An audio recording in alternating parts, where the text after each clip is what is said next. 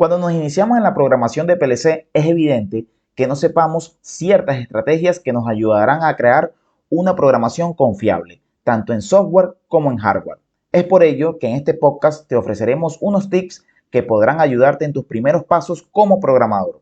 Así que ponte cómodo y demos inicio a un nuevo conocimiento.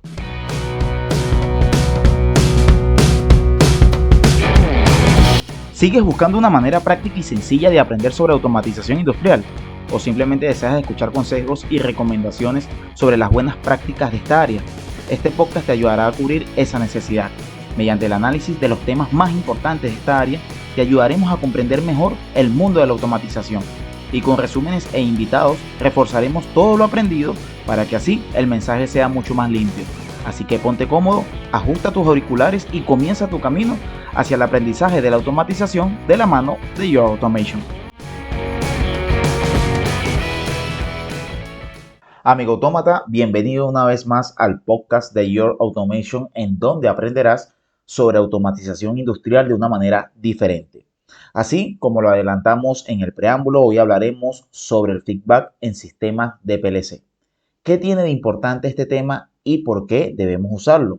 Este será un podcast bastante resumido pero sustancial, y antes de adentrarnos en materia te invito a que nos sigas en nuestras redes sociales que están disponibles en el pie de página de este podcast, tanto en YouTube como en Spotify.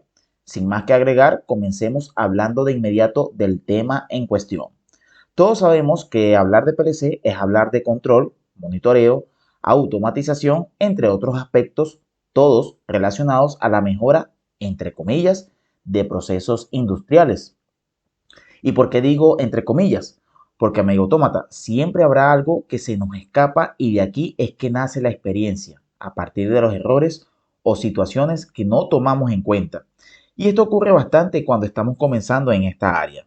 Pero no nos preocupemos, porque hoy vamos a destacar uno de los temas más importantes de la programación, y es el llamado o famoso feedback, también conocido como retroalimentación. ¿Y qué significa este término? Muy sencillo. Se enfoca en obtener información del final del proceso para trabajarla y dar una respuesta o una nueva respuesta en base a ese último valor. Pongamos un ejemplo fuera de la electrónica y apliquemos esto a una conversación. Supongamos que en este momento le estamos explicando a una persona un tema determinado y queremos que se aplique feedback o retroalimentación en la conversación. Es decir, que la persona nos entienda y que en base a ello nos suministre una respuesta acorde al tema que se está desarrollando. Este resultado evidentemente puede darse en X tiempo, dependiendo de varios factores como el sitio, el tipo de persona, el tipo de conversación, las palabras empleadas, entre otros aspectos.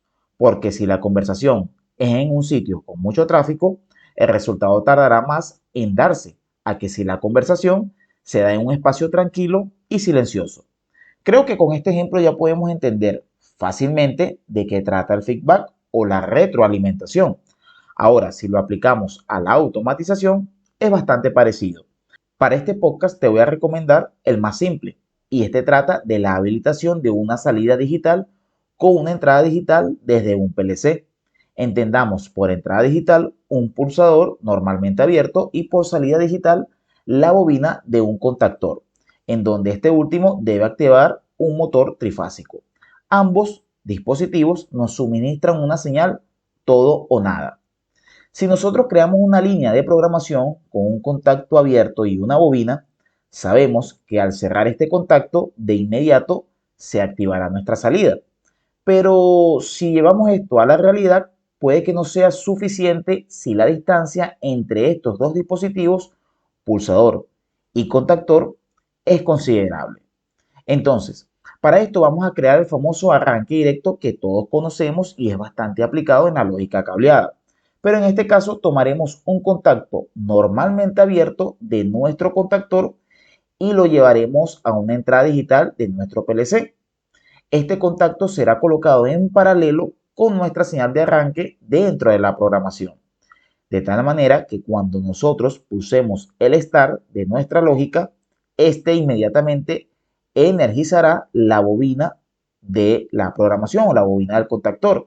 y por ende activará a nuestro motor o a nuestro contactor. Allí, en este punto, el contacto normalmente abierto del contactor conmutará de normalmente abierto a normalmente cerrado y enviará a nuestro bloque de entradas de nuestro PLC la señal digital correspondiente que hará enclavar a nuestro contactor o a nuestra lógica. Con esto nos aseguramos que si el contactor cierra sus contactos, pero este presenta suciedad en los mismos, en efecto, la señal de retorno quizás no llegue y el sistema no quede encendido cuando soltemos el start del mismo, lo cual al menos nos ayuda a comprobar si el elemento de potencia, que sería el contactor, está en correctas condiciones. Otra aplicación, pero menos económica, es emplear toroides o sensores de corriente en cada fase de la salida del contactor. Estos elementos o dispositivos poseen algunos un contacto auxiliar, el cual nos permite llevar a las entradas digitales de nuestro PLC.